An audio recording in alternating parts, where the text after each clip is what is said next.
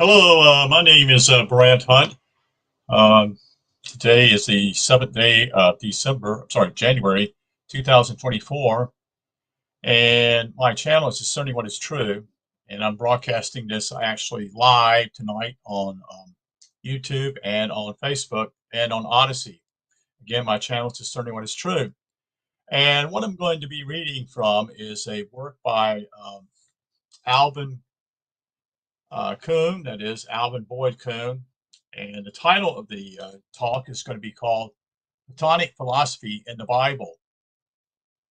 So let's, again, to get into this particular work. The Christian Bible presents to the reflective mind one of the most astounding phenomena of modern life, though neglected and even repudiated by a large segment of what we call modern thinking and evidence of what we call few signs of a controlling influence on current modes of life. Yet it occupies a place of dominance that can only be realized when its position and authority are challenged.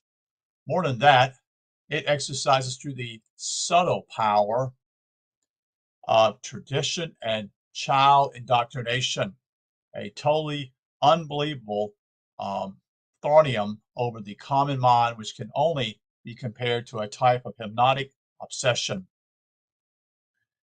The force and sweep of the subtle acceptance is not dreamed by the person who has not become consciously emancipated from it and can view it objectively or from the outside. Few people have been able to disassociate themselves sufficiently from the indoctrinated prepossession in this regard to objectivity, this phenomenon of the psychological life of the day. Only a trained and freed mind can stand out from under its own inherited habitudes of thought and feeling and subject them to rational and dispassionate criticism. Few can rationally appraise mass sentiments. This is the function of the philosopher and thinker. For the most part, people accept as authority the mass conception, that is, amidst which they grow up with, and regard their general vogue of the seal and surety of their rightness, you see. In such fashion, the Bible has been accepted as the great unique work of divine authority, and with the force of sanctified allegiance back of it for generations. It now wields a perfectly unrealistic power over the common mind. Even those who have outwardly rejected it are unwittingly influenced by it in ways they little dreamed of. For society has been insidiously impregnated with the germs of 1,000 ideas, springing from the vast number of phrases, texts, and incidents which have taken unshakable rootage in the mass consciousness. In the area of Christendom, the book is still regarded as the supreme moral and spiritual guide of the race.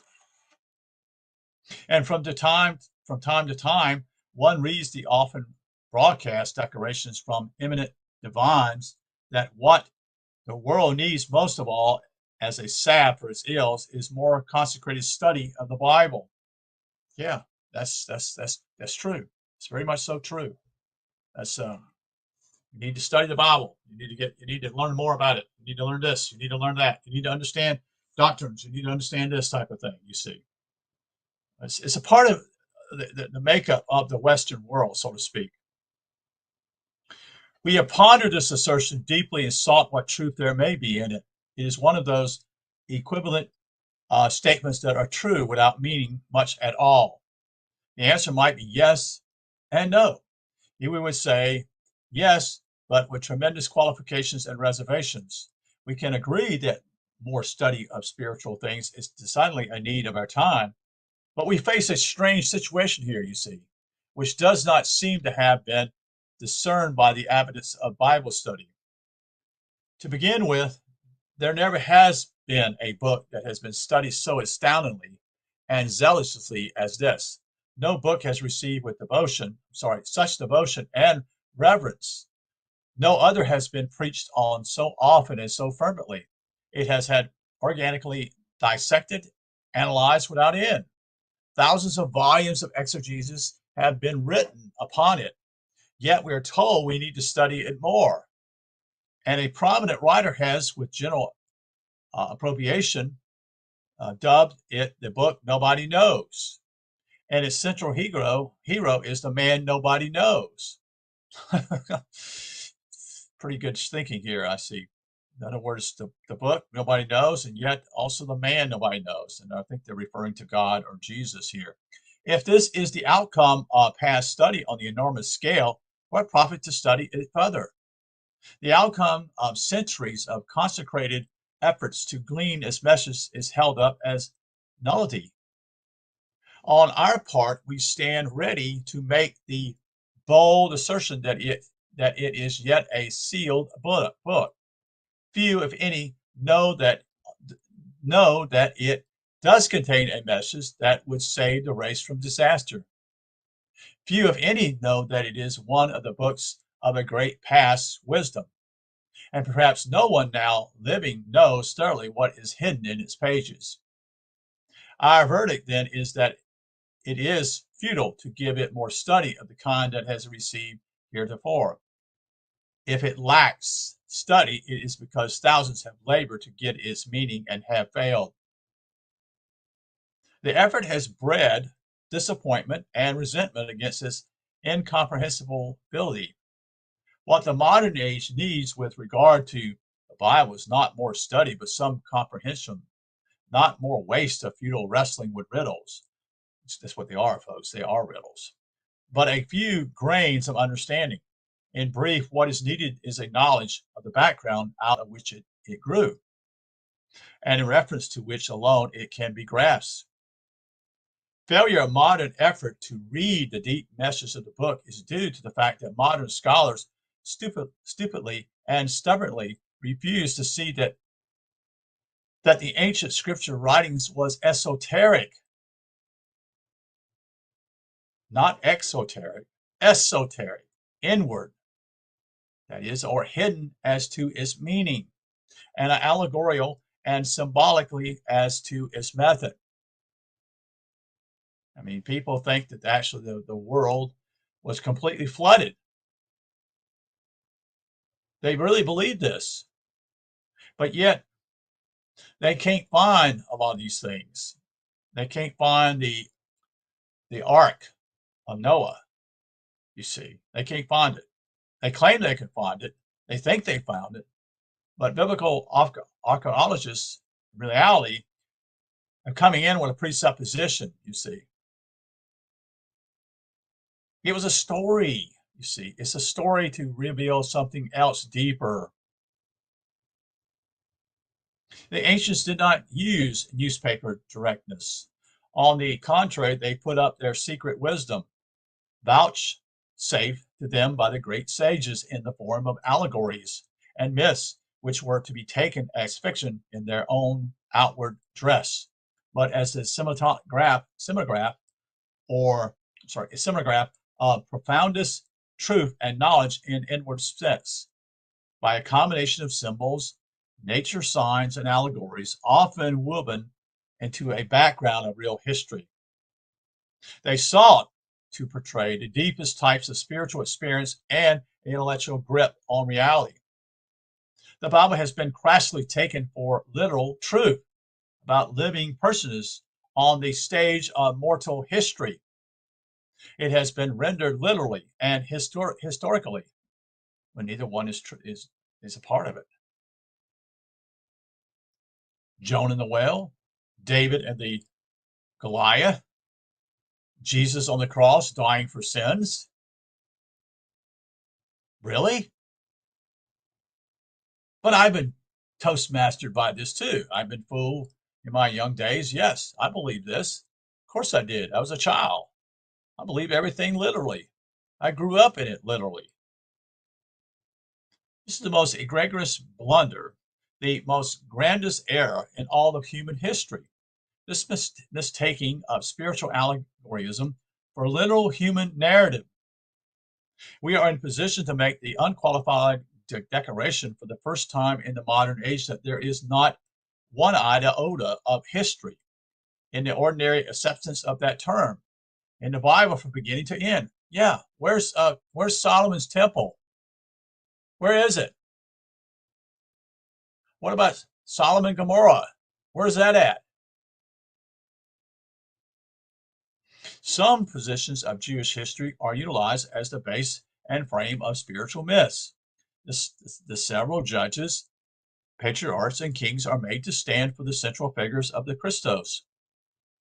Geographically, names and historical persons are mentioned, but only as characters in the mystic or religious drama, according to Eusebius, one of the three chief formulators of the Roman Catholic theology. His name is Eusebius. It's spelled Eusebius,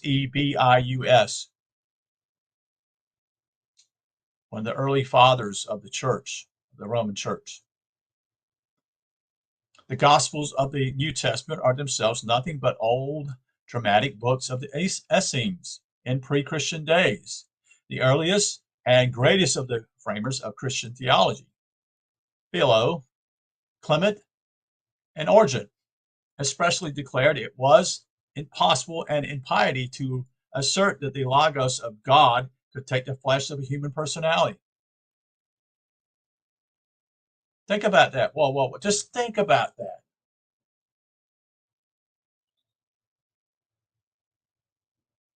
It's an amazing story.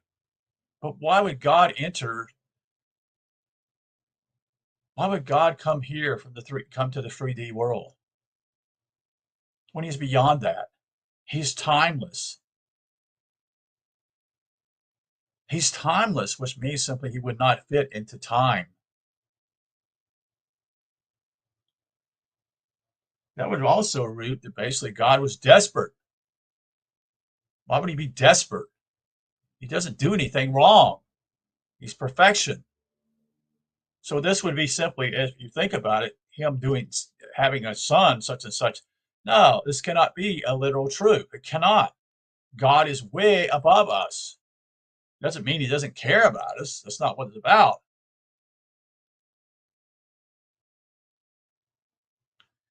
New research makes it positively clear that the Old Testament narratives are in their entirely rewritings of old Egyptian material, distorted and obscured as it passed through later Hebrew hands. And Egyptian scriptures was never historical. It was a spiritual symbology, pure and unalloyed. The weirdest phenomenon of history transpired when later ignorance took the Egyptian constructions and converted them into absurd literal narratives. And the thinking of the whole world of the civilized West has thus been based on history that never occurred.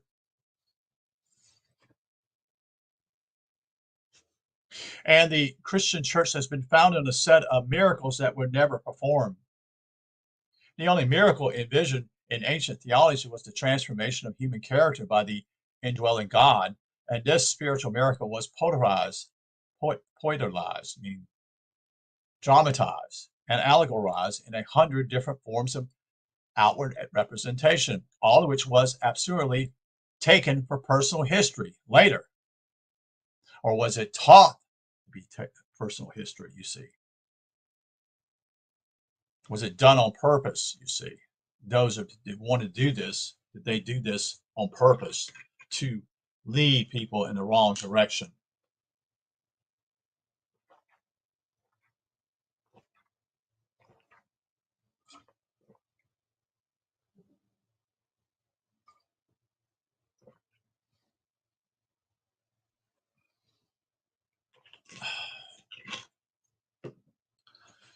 The conversion of spiritual into biographic history has made Christianity the instrument of the grossest degradation of sublime ancient truth to which it has never been subject. This is to say that all Christian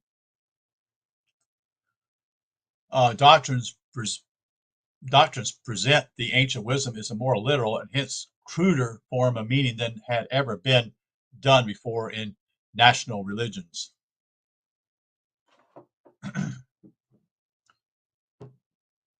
In the nailing of a personal Jesus on a wooden cross, Christianity reduced the glorious drama of the spiritual life to its grossest and most repellent form. It is the business of enlightened theocracy to lift this weight of crass literal dogmatism from off the modern imagination and conscience at whatever cost.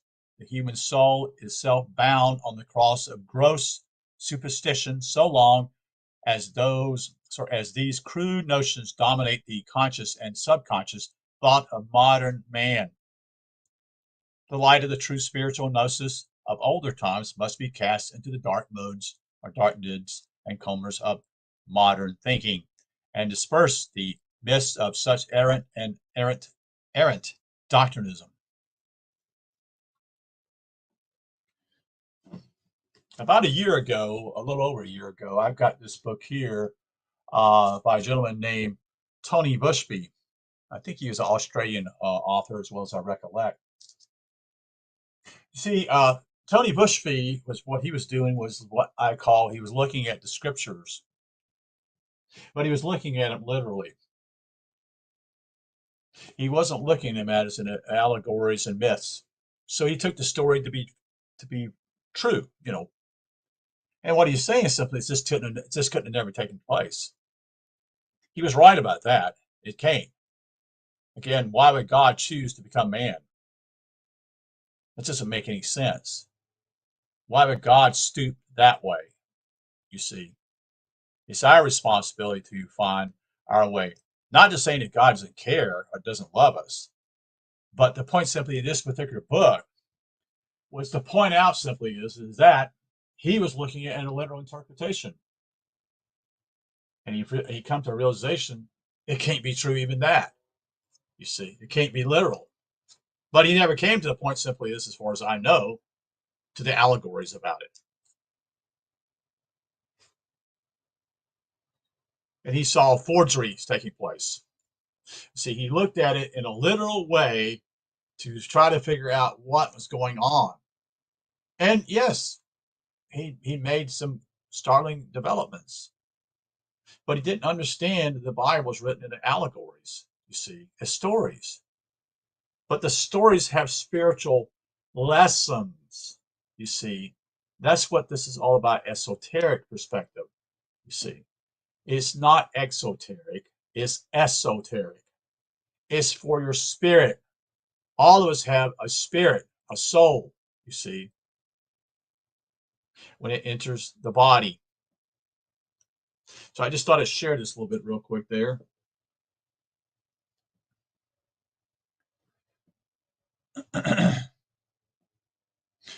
It is our declaration based on years of the most assiduous research that it is impossible to understand the allegories of the Bible without a knowledge of ancient methods of sacred writing and of the ancient philosophers or philosophies. Our work in this field has been rewarded by a number of the most signal discoveries, which are basic for photographs of the material. The composers of ancient scriptures were poets. They were allegorists. They were dramatists. And they were mythics. They never wrote literally. They were in the line of generations of sages and seers who had developed the art of spiritual representation to a point of the utmost ingenuity and complexity, completely shrouded the intended real meaning under veils of symbolism, which have utterly misled modern scholars who could not pierce the outer veil to read the truth hidden underneath. That's for a purpose. See, that was for a purpose. It's only for those who are pure-minded, pure-hearted, seeking the truth for truth's sake, not to impress anybody.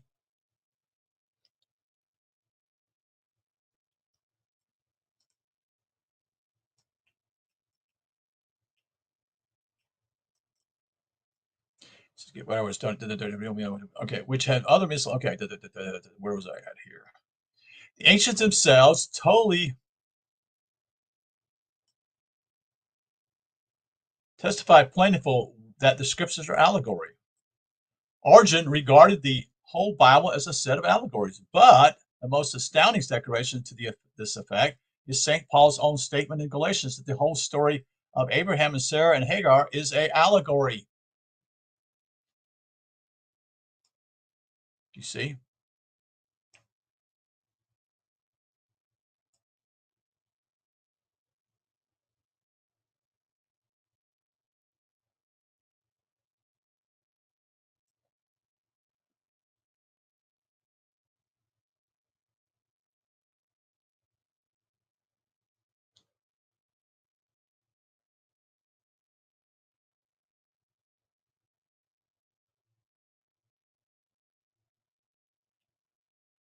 Bear with me just a second. I just pushed the wrong button here.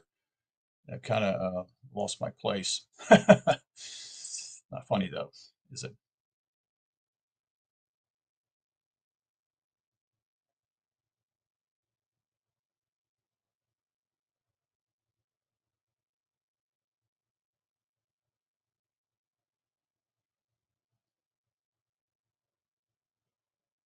So Origen regarded the whole Bible as a set of allegories. But the most astounding declaration simply by St. Paul against what is said, the story of Abraham, Sarah, and Hagar is an allegory. The ancients were also esotericists, writing only on the interlife and for initiative pupils. So it was for the students of the mystery schools here, you see. That was what is all embroiled in here. It's not for the plain man, because the plain man cannot see what this is about, because he's not interested in the mysteries. He thinks it's all literal. You can't see that. So it was never meant for them, you see. They wrote of inner things under a outer veil. They wrote of the great mysteries which were never given out to the multitude. Of course not. They're not going to do that, but taught in secret to disciplined students. Spiritual truth was not published in modern fashion. Whatever was written was veiled under glyph and symbol. Mostly it was taught by oral tradition. Then the ancients were uraniographers. That is, the uranograph was a chart of heaven.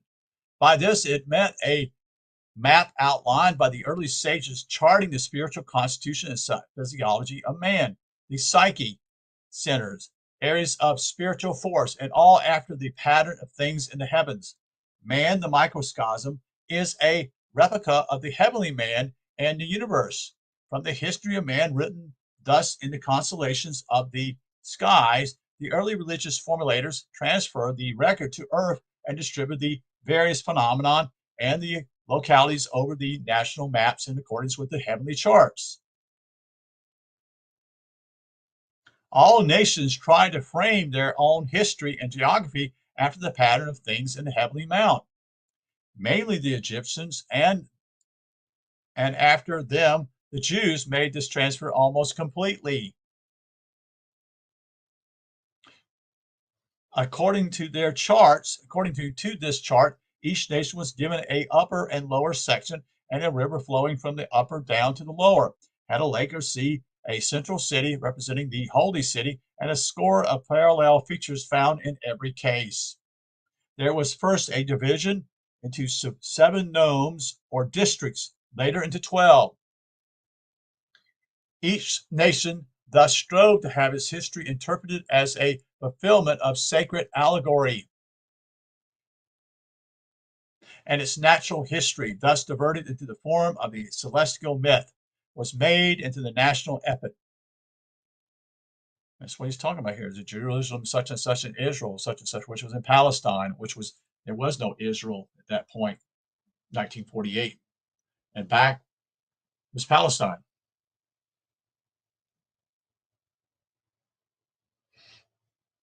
And there are people who are relating this also to Scotland.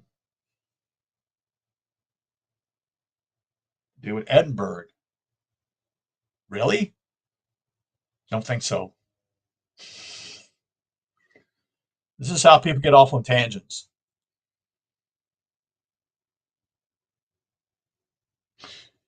And finally came the claim on the part of several notable the Jews that since their history fulfilled the outlines of the sacred story, they were proven to be the chosen people of God. There's not a scrap of evidence anywhere to identify the Israelis as the historical Hebrews or Jews.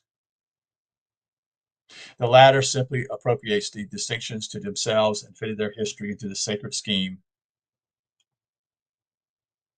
I'll say that again, folks. I'll say it again. And finally came to claim on the part of several notable, that is, the Jews, that since their history fulfilled the outlines of the sacred story, they were proven to be the chosen people of God. There's not a scrap of evidence anywhere to identify the Israelis as the historical Hebrews or Jews. Of course not. The latter simply appropriated the distinctions to themselves and fitted their history into the sacred scheme. Now you look at your Bible in the back of the Bible, folks, and you'll see that. You'll see this whole thing has been passed down. That whole belief right there that the Jews were God's chosen people.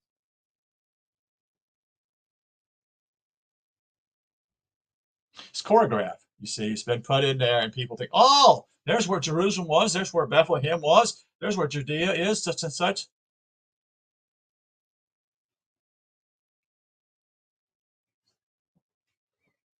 As proof of this, it is offered that a monument in Israel contained hundreds of Palestinian places, names afterwards localized in the Holy Lands of Judea before the historical exodus from Egypt. Hence, the modern discovery of a town in Palestine bearing the name of a place mentioned in the Bible does not offer a single whit of proof that the Bible is history.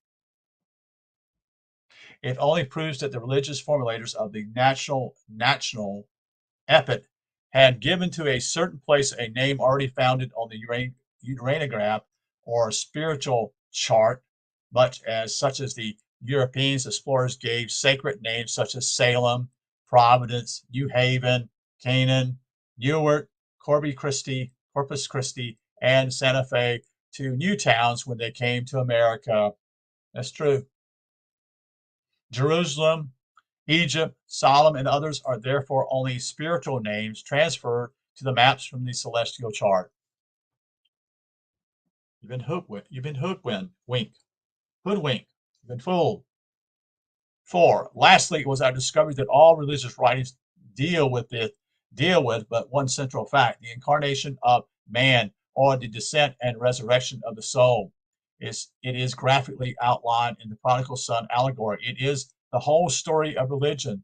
The old books deals with nothing beyond the story and its involvement. It is itself the key to all philosophy and religion. All meaning proceeds from this one fact and return thither. In the light of the one fact, all complicated meaning can be reduced to clear significance. It unravels the infinite complexities and symbology that have confounded the learned scholars and theologians. That man is a God dwelling in an animal form is the central and cardinal fact of all religion. It is well to note a few situations in the Bible which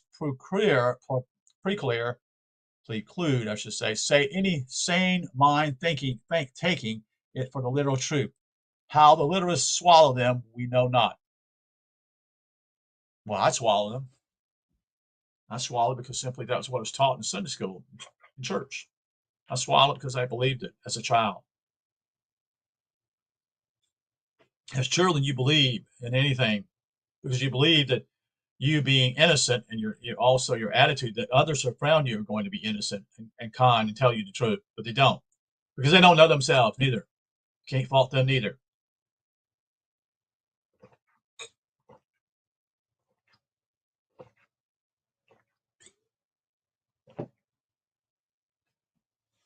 This is a maze, folks. You've got to figure it out. You got to figure this whole thing out. You got to realize that simply you've basically been hoodwinked, and then you've got to basically try to figure out what the truth is. It is well to note a few situations in the Bible which preclude any sane mind taking it for literal truth. How the literal swallow. Okay, I said that. First, the story of the flood. 40 or 400 days rain would not raise the ocean an inch. As all rain is first drawn off the ocean and only runs back into its constant level. And how could millions of species of every living thing be collected? Yeah, that would take That would take a long time that you could do that, to just get into the vessel, the ship, cared for and housed in the ark by a single man and his family. It can't be done. It would take an army many years to gather a minute portion of all creatures. Then how could that be kept in living conditions, fed and tended on board for months? You see, you got to feed these animals too. And you got to make sure the birds don't fly away neither, you see, or the other animals take off and leave too. You got to have someone there all the time on guard duty.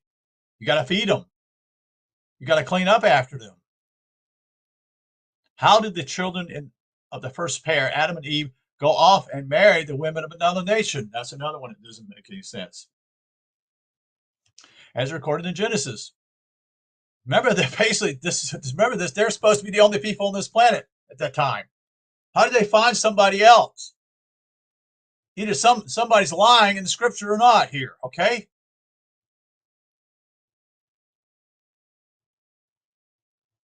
And in the genealogy of Jesus as of the David's line, the link with David is broken at his father Joseph, who was not his father after all. Jesus is of David's line, yet it denied parentage from David's descendant. Then we have the anomaly of Joshua commanding the sun and moon to stand still. Do you remember that? Remember that in scripture? Joshua held up such and such, I think a staff or whatever it was. He had to keep his arms. Oh no, that was about the battle. That was about the battle. He had to keep his arms. That's once his army is kept down. The Israelis, the Jews were losing the battle. They had to prop him up to keep him up.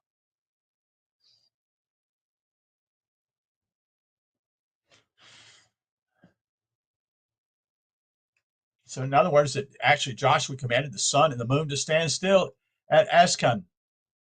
Well, how did that work out? Come on, folks. These are all stories, myths. They're not literal. Somebody has burned your behind, and you don't know it. But people say, no, God is greater than that, such and such. No, God doesn't need that. Doesn't have to do that. That's not who he is. I should say not who he is. That's not who we always say he. That's the problem with me. He's not a sex. He's not a female or a male. The sun is not moving relative to the earth to begin with. It is already and always still. And the matter of the star of Bethlehem coming and standing over the place where the young child lay, a star small enough to point out a small stable in Bethlehem, is a thing impossible in astronomy. It is. And stars never stand. They rush on with unbelievable speed. And finally, how was it humanly possible for the events of Maundy Thursday or Passion Week to have occurred in the space of a single night? The Last Supper at sundown, the long siege in the Garden of Gethsemane, the arrest, the mockery, then 3 separate judicial trials before 3 distinct courts in the dead of night, then the carrying of the cross up the hill, the long agony of the crucifixion, then the earthquake, then the rent veil, the opening of graves and the burial, all in the hours of a single night. It is incredible in human history. Like the Abraham story, it is allegory. Paul himself never mentions it as real history, albeit he lived at the time. These and 100 other irrationalities make it sheer folly to uphold the literal historicity of the Bible. Yet the major theses of Christianity stand on this weak ground. WEAK. There is therefore nothing surprising in the fact that the history of the church has been a tale of warfare, controversy, schism, blind faith, and frightful cruelty, and that is repudiated by about 60% of the population among which it is strongest, and is rather loosely held by its other adherents, believers. We are prepared to support the statement, then, that the Bible, sadly misinterpreted by its most loyal devotees, is in reality a collection of ancient works that embody in veiled figures the fundamentals of the genuine old wisdom of the hierophants Hierophants. One might say, indeed, that is a repository of the great mystery teachings of early times. In fact, it is an ensemblage of material comprising the substance of Hermeticism, Gnosticism, Kabbalism, Chaldean astrology, Greek Orphicism, and Hindu wisdom, drawn mostly from ancient Egypt. It would not inaptly be described as a book of Platonic theosophy.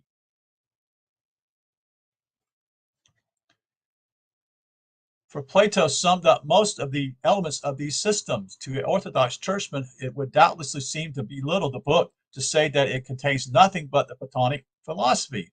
But this is only because the churchmen know nothing of the grandeur or rank of the Platonic wisdom. It is enough to say that it could not be a good book if it did not embody Plato's philosophy. For this was truly of the gods, and perhaps the most luminous presentation of spiritual knowledge ever to be vouchsafed to the human intellect. Fortunate is Christianity that is its Bible is heavily charged with the elements of the great divine wisdom of past ages. It is practically impossibility, however, to expand even the crudest outline of Plato's teaching in such a lecture.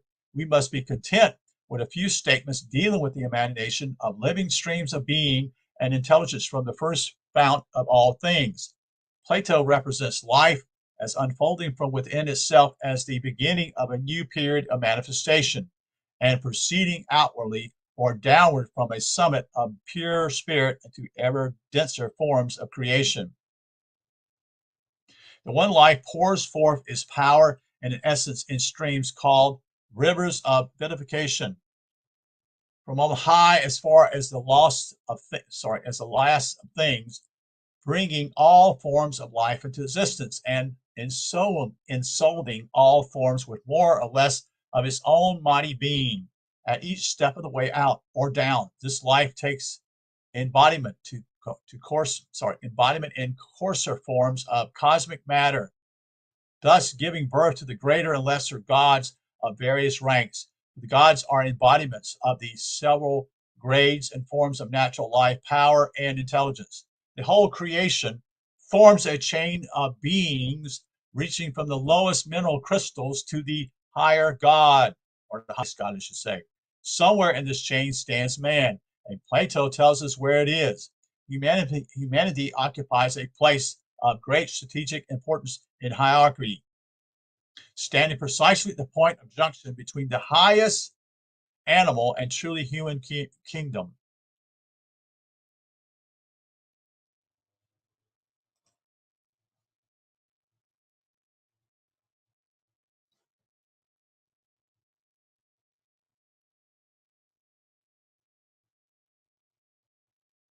Man is the creature that is fashioned to bring the gap between the animal and divine orders.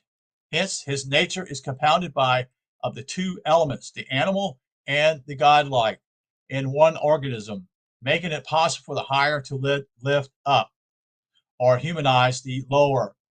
In his Timonius, Plato gives us the remarkable speech of the Demiurge, that is, the creative logos, to the junior gods, who were the divine beings commissioned by the lords of karma to come to earth and be the gods embodied in an animal race that had no chance of reaching the next level of evolution without such tutelage. In it, the Demiurge enjoys the deities to come to earth and unite mortal and immortal natures, promising them that they would never be dissolved if they held fast to their oath of purity and the covenant which they made with their overlord.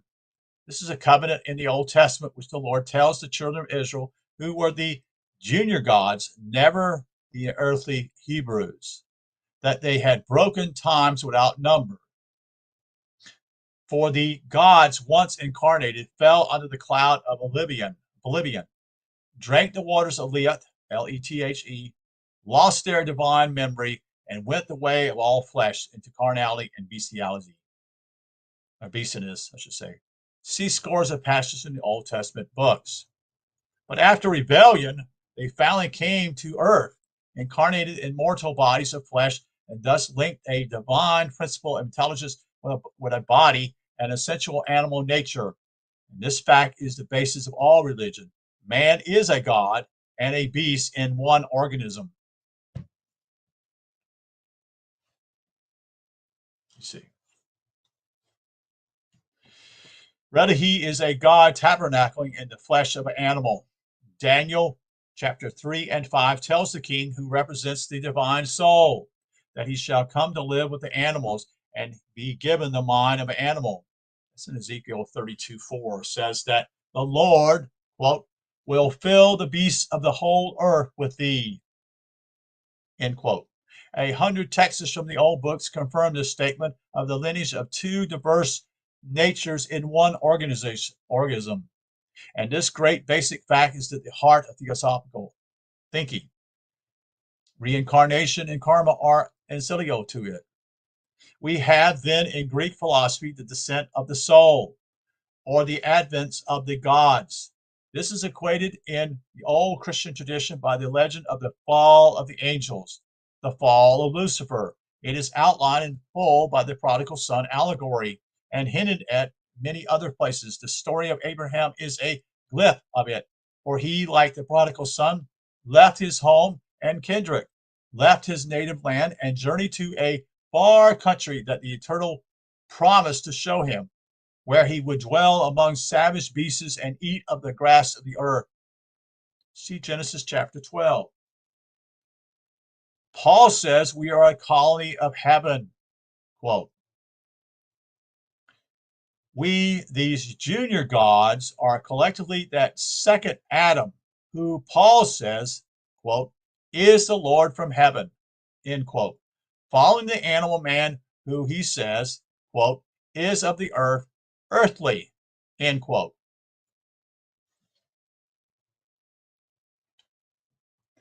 There were 12 legions of these angels hosts, and this, indicated clearly by Plato, is evidence in the New Testament, where at the feeding of the 5,000 there were gathered up 12 baskets of fragments. And again in the scene of the Garden of Gethsemane, where when Jesus is seized by the deputation of soldiers sent out to arrest him, he says to them, in effect, don't you know that I could call upon my Father and he would send to my aid instantly 12 legions of angels?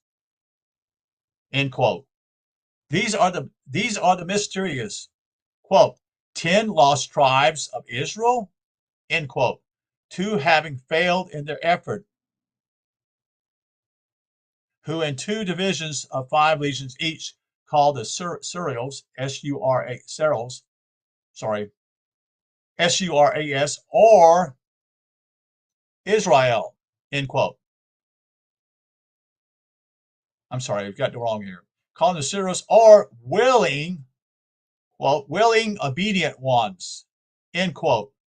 And the Assyrians, A-S-U-R-A-S, or unwilling ones, end quote, undertook the commission of the higher lords and projected their powers in the direction of earth. These 2 groups are unquestionably the 5 wise and the 5 foolish virgins. One of their Sanskrit names is Kumarias, K-U-M-A-R-A-S, means virgin youths, end quote, of the biblical allegory. Also, they are the elder and the younger brother of the prodigal son myth. Suriels made the attempt, but we are told did not descend far enough, and their effort proved abortive. The Azuros, seeing this miscarriage, became recalcitrated, rebelled, and refused, until at last they were forced to incarnate. The Suriels obeyed but failed. The Azuros refused but finally complied and took lodgment in our bodies, uniting the 2 natures. Have we been ever told this story, folks? Have we ever been told any of this? Have we?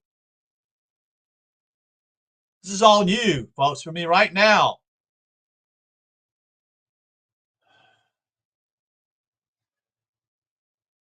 Let's continue. The Greeks have all this depicted in their great fable of Prometheus, stealing the heavenly fire, which be it known is divine intelligence, not the physical flame we cook our suppers with. From the gods and bringing in it to man for his behoof. It was what the Theosophists called manas, M-A-N-A-S, the spark of thinking intelligence which made man a monastic being or capable of abstract thought. We then are angels from heaven, and higher than the angels we shall be. For Paul in two passages averts that we are to manage angels, let alone let alone mundane things, end quote. And as that, quote, God had made man for a little while. See Moffat, M-O-F-F-A-T-T, translation, lower than the angels and had crowned him with glory and honor, end quote. Another ancient scripture says that angels from their seats envy him, end quote, referring to man. For his experience in incarnation will advance his station beyond that of those spirits who have not been tried in the fires of earth and refined to purest gold. The Nicene Creed of the Church itself, describing the second Logos of the Trinity, averts that it come down from heaven. Okay, so averts that it, quote, came down from heaven, was incarnated, and was made man, end quote, for us and for our salvation. John declares that no man shall ascend into heaven save he that first came down from heaven. Jesus said he, quote, beheld Satan as lightning fall from heaven, end quote. Satan is Lucifer, and we came down in the character of the bright and morning star. Lucifer, bright effulgence of deity. The Chinese have a great saying that the stars, quote, that the, quote, stars ceased shining in heaven and fell on earth where they became men, end quote.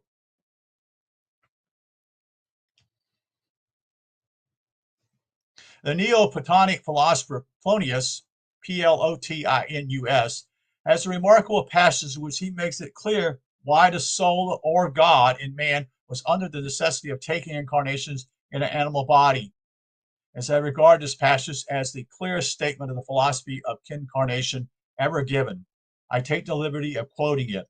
Quote, thus, although the soul have a divine nature, though she originated in the intelligible world, she enters into a body, being of the lower divine. She descends here below by a voluntary incarnation for the purpose of developing her power and to adorn what is below her. If she flee promptly from here below, she does not need to regret having become acquainted with evil and knowing the nature of vice, not having had the opportunity of manifesting her faculties. Indeed, the faculties of the soul would be useless if they slumber continuously in incorporeal being without ever becoming actualized. The soul herself would be ignorant of what she possesses if her faculties did not manifest by possession. For everywhere it is the actualization that manifests the potentiality. Otherwise, the latter would be completely hidden and obscured, or rather it would not really exist and would not possess any reality. It is a variety of sense effects which illustrates the greatness of the intelligible principle, whose nature publishes itself by the beauty of its works, end quote.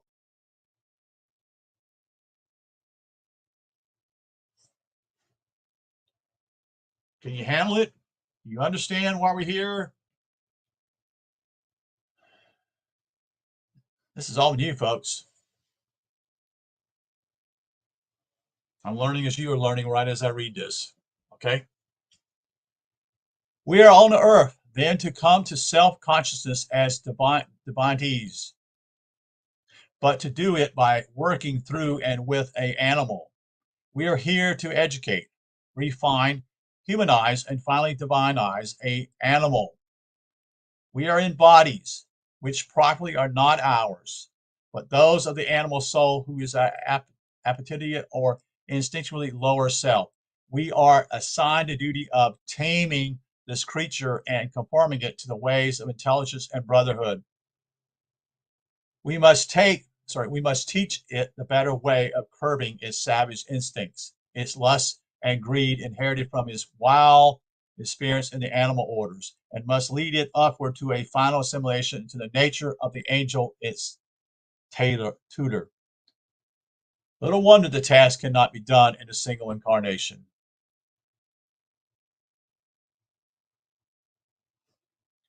But how was the God to link his higher nature with the body of the animal so far below his statue? The very fundamentals of religion are interwoven with the answer to this question. For religions, for religions grew out of this relation between the God and his animal protege. Religions were not originally forms of mere cult symbolization and piety. They were regimes of ritual and ethical practices designed to keep man in memory of his divine estate and to hold him into obligation of the quote broad oaths fast sealed end quote impetus empedocles of his covenant to raise up the lower self while keeping himself quote unspotted from the world end quote. The technique of his incarnation is philosophically described under the terms of the great law of incubation. This is announced in the Bible in John's verse, quote, unless a grain of corn or wheat fall into the ground and die, it abideth alone. But if it die, it brings forth much fruit, end quote.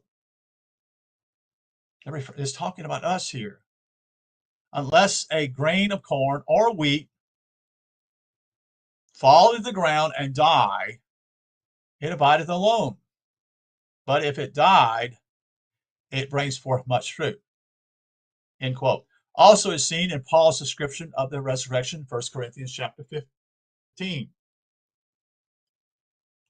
Quote, what you sow cannot come to life unless it die. End quote. These texts proclaim the great truth of evolution, missed by scientific eyes, that each kingdom of nature is linked to the kingdom below it for the nourishment of its life. That means we're dependent upon the animals and the vegetables. But he's talking about right here the corn and the wheat here, just for example. So we're dependent upon the vegetable kingdom in order just to live, you see. So the vegetable kingdom is rooted in mineral soil. The animal is sustained on vegetable matter. The animal is built up physically of animal and vegetable elements. And in their turn, the lower divine beings must take rootage in the human bodies. As the acorn cannot develop its oak potentialities unless it descends and be buried in the dark, damp soil of the mineral kingdom. So the angels of God cannot evolve to higher perfection of their divinity unless they undergo experience in human bodies. This is a simple law which is the philosophical basis of the incarnation. At once it explains explanation and its justification. The Son of Man must descend into the bowels of the earth for 3 days or eons. One in the mineral kingdom, one in the vegetable, and one in the animal, before he rises out of matter again as a God, G-O-D, lowercase, in the perfection of his spiritual nature in the human kingdom. In the old scripture, the advent of the God always occurred about, quote, the fourth watch of the night, end quote, which symbols the human kingdom, and it is the fourth in line. As Jonas was, as Jonah, I should say, was 3 days in the belly of the whale, so must the Son of Man be 3 days in the bowels of the earth, end quote. In the lower kingdoms of evolution, not in a literal rocky tomb. We shall have light on the ancient scriptures when we follow the forms of the old symbolism. So you have the mineral kingdom. I'm trying to remember these things. You have the vegetable kingdom, and you have the animal kingdom. So we're the fourth in order. So we're humans. So the animals are one below us, the vegetables are two under us, and the minerals are three less under us.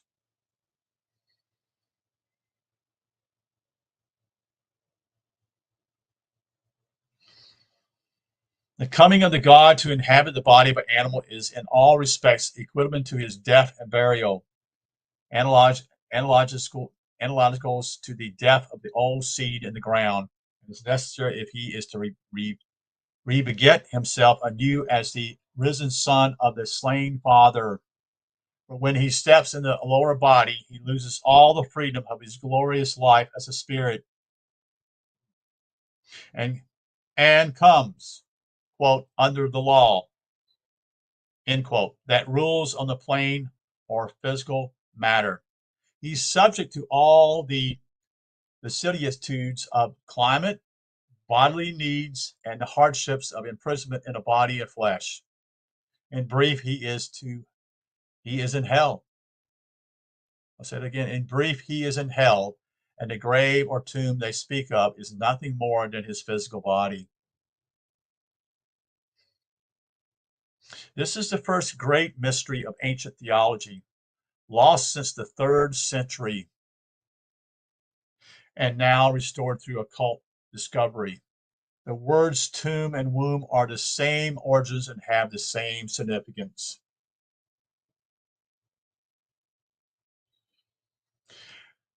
To be born from the womb of a mortal mother is to enter the tomb of mortal life.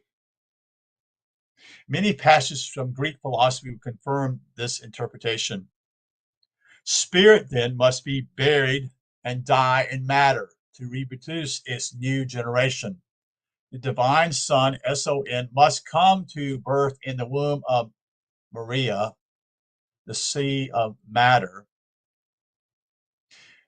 Quote, matter is the mother of the gods, said an ancient sage, as spirit is their father. The seminal seed of divinity must be sown in the body of flesh. It is sown to die, or as Paul says, in quote, in corruption. It must rise in incorruption, end quote. It must be sown a mortal body. It must be raised a spiritual body. Paul, who was a orphitic mystery initiative, ORPHIC, mystery initiative, was simply giving one of the old symbols of the descent and resurrection of the God in mortal life. But the God did not come as an adult. What life cycle starts at maturity? He came as a God in potentiality only, a God in embryo, a seeding God, in fact, a baby God. The Christmas or Advent festival celebrates the birth of an infant Christ.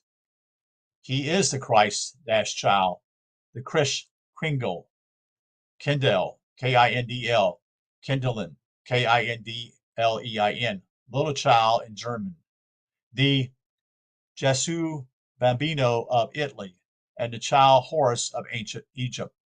The greatest truth that we humans can be told is that the Christ principle is born in us as a focused, F-O-E-T-U-S, in the womb of our physical bodies, struggling to be delivered.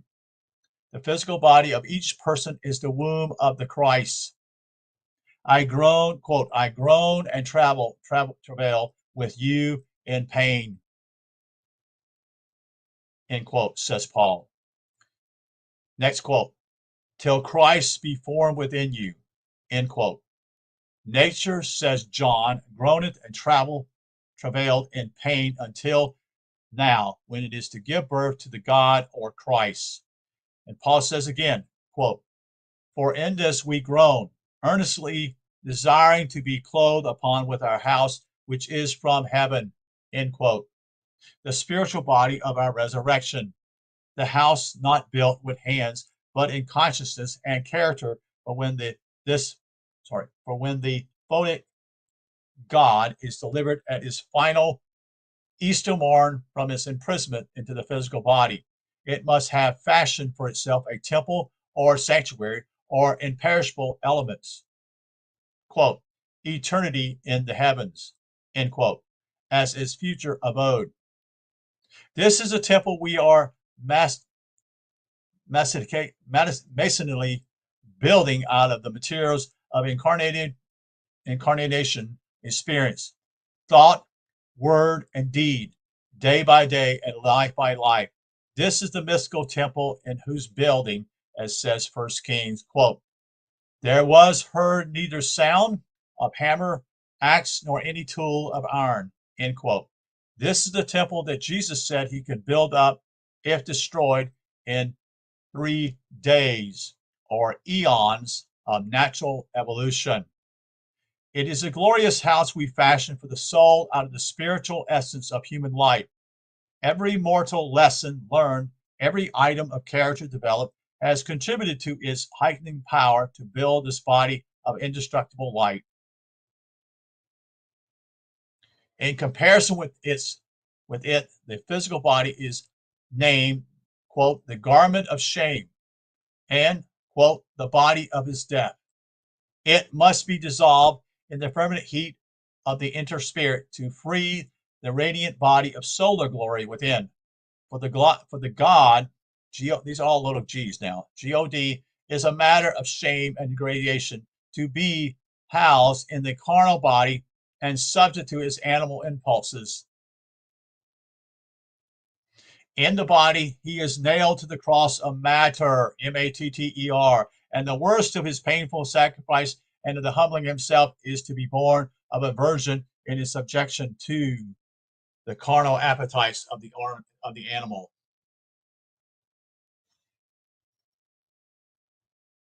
He must wage a valiant warfare to avoid falling under the complete domination of these massive impulses until he finally brings the God to adulthood and has prepared the new subtle garment of light to be of eternal home of the soul after its resurrection.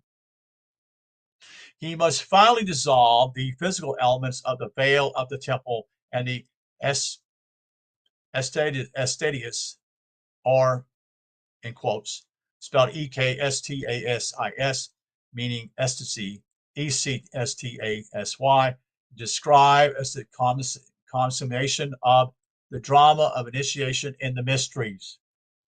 The word ecstasy literally means, quote, standing out, and is referred to the actual freeing of the soul from the physical body. It is the resurrection, when the tomb of flesh is broken asunder, the gates of death are opened, and the dead are raised incorruptible.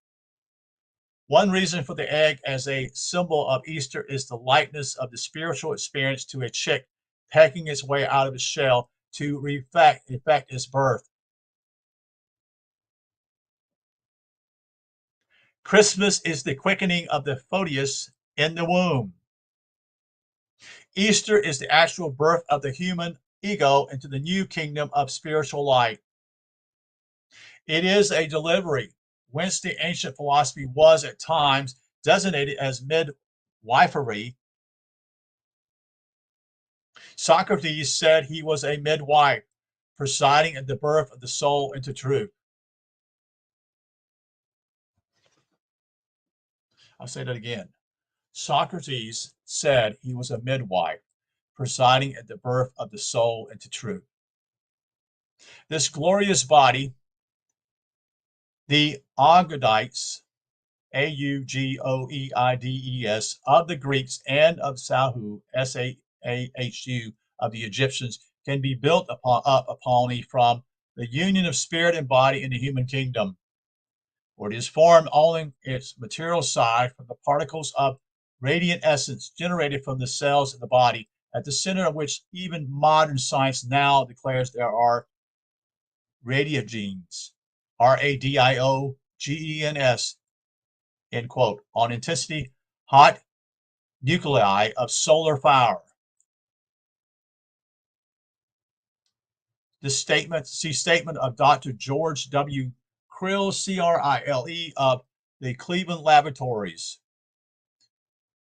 No new birth or higher life can be generated save by the interaction or conjunction of spirit and matter in some organic form. Man is the kingdom where these two meet to be joined in one higher union. Paul states this clearly when he says, quote, the will of partition between the two natures must be broken down and the two made one in one body, end quote. Do you see the purpose why you're here? Do you see what he's talking about here? There are two that has to be joined to become one.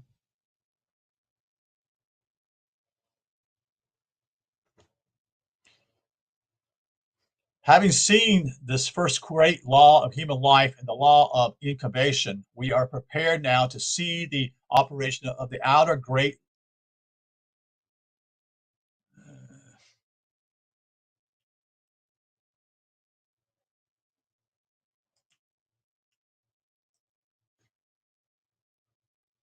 Having seen that the first great law of human life is the law of incubation, we are prepared now to see the operation of the other great law of nature and principle of Platonic philosophy, the application of which to the doctrines of religion will immediately throw them all in clear light, especially with illuminate that great doctrine of the Christian church, its most significant rite, R-I-T-E, the Eucharist.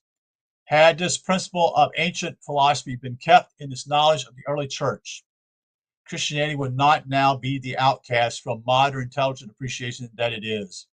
With this single principle restored, theology may again lift up its bowed head and take its ancient position of kingship among human interests.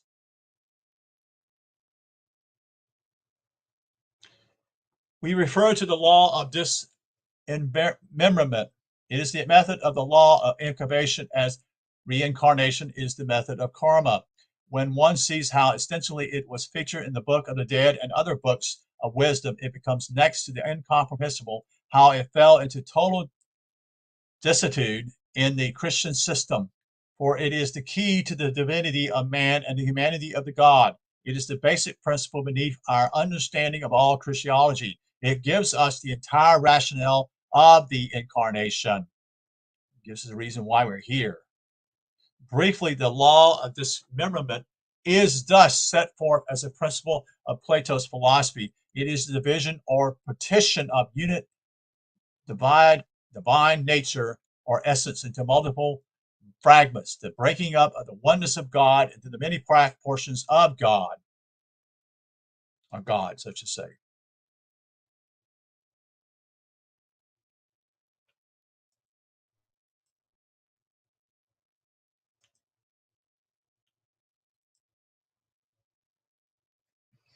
Start over. Briefly, the law of dismemberment is thus set forth as a principle of Plato's philosophy. It is the division or partition of unit divine nature or essence into multiple fragments, the breaking up of the oneness of God into the many portions of gods. As the principle back to the incarnation is the breaking of the unified life of the God, G-O-D, small g's, on his own high plane into fragments for the sake of taking lodgment in multiple bodies. Plato informs us that as the one life flows forth or descends into manifestation, the farther it proceeds from its source in homogeneity, the weaker it is its power, and the more numerous it is fragmentation. As each step of the descent, it must suffer a reduction of its total force, which can only be effected by partition into fragments. The greater light, L-I-G-H-T, breaks up into lesser lights, the greater fire into lesser sparks. A perfect analogy is seen in the letting fall of any large compact body of water or other liquid from a high place. It is thrown into infinity small particles by the oppositions of the air and other causes. Deity breaks up into fragments as it descends, and according to the New Testament miracle, there were 12 groups of these fragments. End quote. How could the total power and enormous energy of the God, lower G, be embodied in the brain and nervous system of a single human body? It would blow out the fuse. It would, quote, blow out the fuse, end quote, of any man to be suddenly subjected to the full dynamic power of such an energy as that represented by a God. One does not feed a child a whole loaf of bread, but gives it only fragments, so we are fed on the broken bread of life. How again could the deified nature and power be made universally accessible to all men, or distributed among them, without dividing itself into fragments so that a portion might be given to each individual. It is supremely simple, yet the simple principle underlying all theology has been lost out of Christian doctrinism. And the world has been rent with bitter warfare, and much of the foulest inhumanity to man ever known has been perpetuated because this basic understanding was lost out of theology. The full power of divinity is too high for us to sustain. It would wreck our organism. So we receive each one a reduced portion, all we can contain. Again, the oak tree is our mentor in spiritual truth. To propagate itself, the great tree divides its unified life into 1,000 little nuclei, each of which, when dropped into the soul of the soil, I should say, of the kingdom below it, has the potentiality of reproducing the whole of its parent. So with the God, he breaks his oneness into fragments and drops a seed or infant Christ into each human breast. This is Paul's, quote, fullness of the statue of Christ, end quote. The child Jesus must grow to the statue of the Christ, or the adult God. Tennyson, Tennnyson, knew of the law of disembodiment in his spiritual sense when he wrote in the memorandum, quote, we are all but broken lights of thee, and thou, O Lord, art all in all. The myths of the ancient gods in many cases conveyed this deep meaning in the form of the symbolic cutting of the body of the gods in pieces, which are scattered over the earth, later to be reassembled by the Son, S-O-N, who restores the deity whole. Even with these fables of Osiris, Dionysius, Tammuz, Mithra, and many others, hinting at the plain truth, Christian blindness has gone on perverting the basic meaning of the Eucharist. The principle explains for the first time also the significance of the phrase, the Lord of hosts, as each Lord divides into a host of fragments. It is a simple matter to see him in his divided totality as a Lord of a host. Plato indeed says, quote, each superior God becomes the leader of a multitude, engendered from himself, end quote. His split fragments. But the most astounding corroboration of the Platonic philosophical is found in the Bible itself, at the very heart of the Lord's own ordination of the Eucharist. Is it possible to comprehend the crassness that has made generations of Christian theologians miss the clearly expressed doctrine of dismemberment in their own book of wisdom? Hardly. In 1 Corinthians 11:23, Paul distinctly states the proclamation to him by the Lord himself, in brackets, in spiritual vision, in brackets, of the festival of the Eucharist. Quote, I pass on to you what I received from the Lord himself, namely that on the night he was betrayed, the Lord Jesus took a loaf, and after thanking God, he broke it, saying, quote, this means my body broken for you. Do this in memory of me, end quote. Here is the bread of divine life offered to man, and the Lord first broke it, end quote.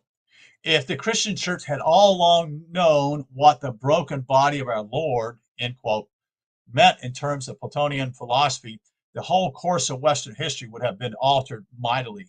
Instead, it quarreled over the Greek word rendered broken in futile negation of its true meaning and missed the true gleam of the light of the world. The Eucharistic symbolism of eating the Lord's body has likewise been missed. What can it mean beyond partaking spirituality of his spiritual matter or nature? Quote, God is a spirit, end quote, and he can be assimilated only spiritually. To convey this idea to dull mortal comprehensive, the ancient sages devised the outward rite, R-I-T-E again, actually eating symbolically bread and drinking symbolic wine, and Christian literalists have argued and fought for centuries over the questions whether the actual life of deity was or was not in the elements themselves. In the light of such situations as this, and it can be duplicated in scores of other doctrines, how can anyone fail to see the world's need of the ancient wisdom and the restoration of the luminous Platonic theosophy? End quote. End quote question. John has told us in a ringing pasture about, quote, that bread which comes down from heaven, whereof if a man eat, he shall hunger no more, end quote. Quote, end quote. For he who eateth my flesh and drinketh my blood hath eternal life, end quote. It is impossible to realize, save by long study and reflection, to what extent the literalization of the Bible and the gospel narrative had deprived the human mind of the intellectual nourishment on which it was expected to feed. None but one who has examined these ancient allegories and seen point by point how they had been turned into fruitless and meaningless miracles and earthly incidents can appreciate the enormity of the miscarriage of ancient truth in its symbolically transmissions to modern intelligence. It is, when fully seen, the most monstrous prodigy of ignorance and superstition perhaps in human history. The ancients used outward nature and human actions to type spiritual truth. We have converted their spiritual allegories into merest outward husks of truth, because Christianity became predominantly a movement among the ignorant.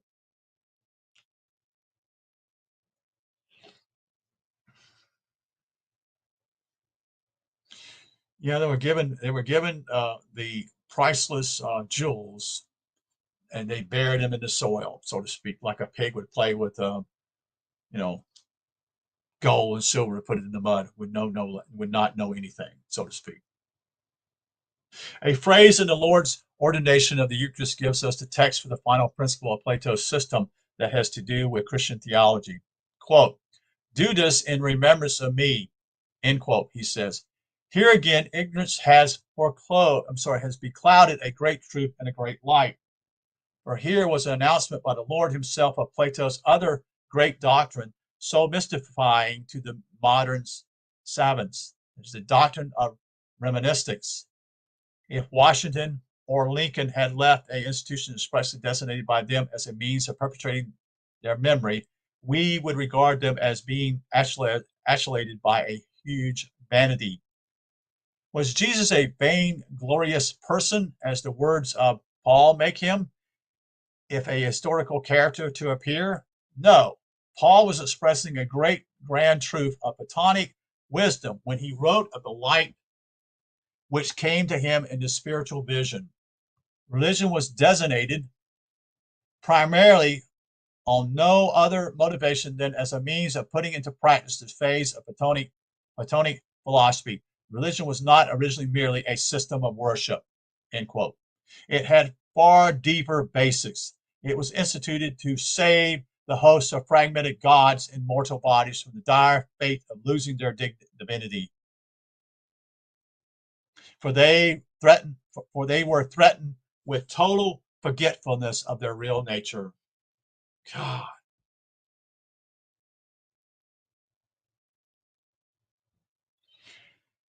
Religion was designed to be a set of psychological exercises which would subtly revive and stimulate the memory of their former celestial state.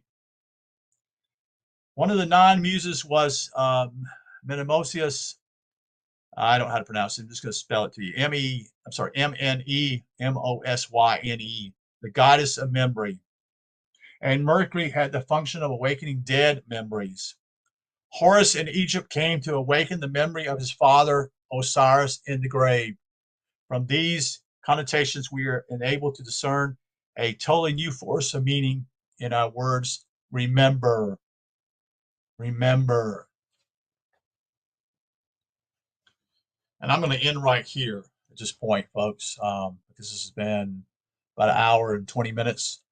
and I need to probably stop here because I'm really getting a little tired. My voice is also, um, but this is enormously important for people to understand.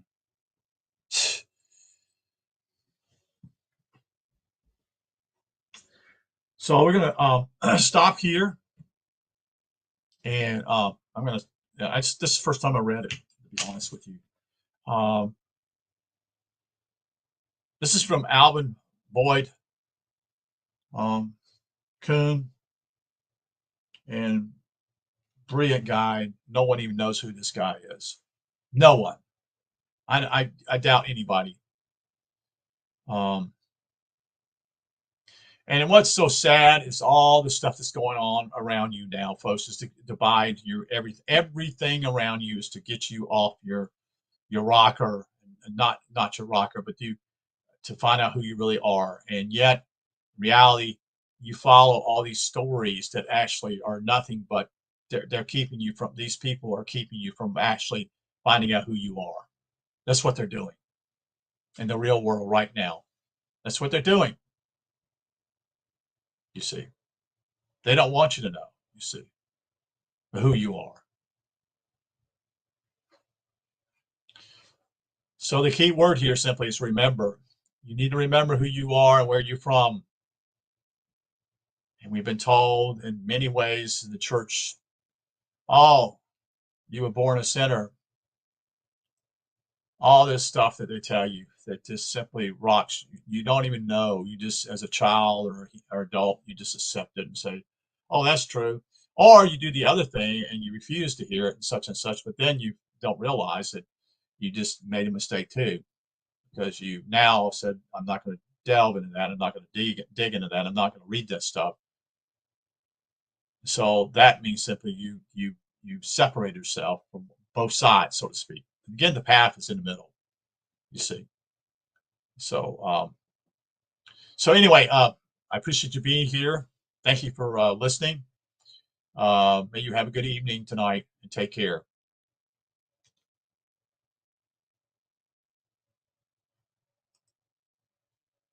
Thank you.